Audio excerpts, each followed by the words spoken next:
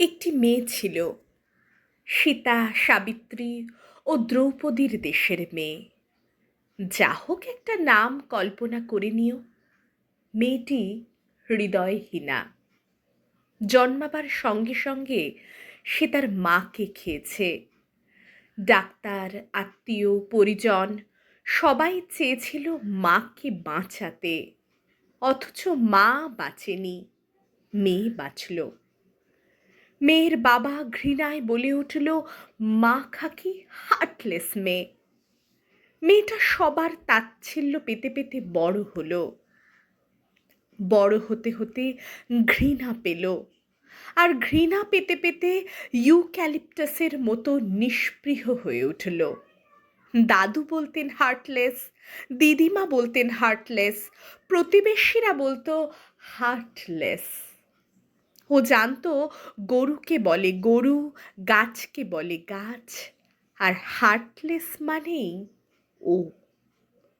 তবু আশ্চর্য, কেউ ওকে হার্টলেস বললেই ওর হাত চলে যেত বুকের বাঁ দিকে, যেখানে থাকে পদ্মরাগমণি, আলাদিনের প্রদীপ, রমজানের চাঁদ।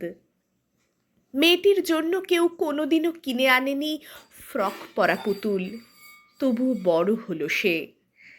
কেউ কোনোদিনও তাকে বেঁধে দেয়নি চুল, তবু হুড্ডুর ঢেউ সেখানে। কেউ কোনোদিনও চোখে পরায়নি কাজল, তবু ওর ডাগর চোখে আকাশ প্রদীপ। যে ছেলেটিকে মেয়েটি ভালোবাসতো বলেছিল তোমাকে ছাড়া, বাপের আদেশে ছেলেটিকে প্রত্যাখ্যান করল। ছেলেটি বলল হার্টলেস। বাবার অনুরোধে বাবার মনোনীত পাত্রকেও বিয়ে করল না, বাবা বলল হার্টলেস। তারপর কি একটা অসুখে মেয়েটি দিল্লির হাসপাতালে মারা গেল। ডাক্তাররা বললেন ব্রেন ডেথ। তারা দেখলেন মেয়েটির হার্ট আশ্চর্য রকমের সক্রিয় এবং সচল। আর সেই দিনই দিল্লির হাসপাতালের কেবিনে এক পরম হৃদয়বান ব্যক্তির মৃত্যু ঘটতে চলেছে।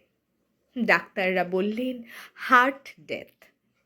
দুপক্ষের সম্মতি নিয়ে হৃদয়হীনা ব্যক্তিটির হৃদয় হৃদয়বান ব্যক্তিটির হৃদয় প্রকোষ্ঠে স্থাপন করা হলো। লোকটি বেঁচে উঠলেন। মেয়েটি জন্মেছিল হৃদয়হীনা হয়ে, আর ওকে দাহ করানোর সময় ডোমেদেরও নজরে পড়েছিল মেয়েটির হৃদয় নেই, মেয়েটি হার্টলেস।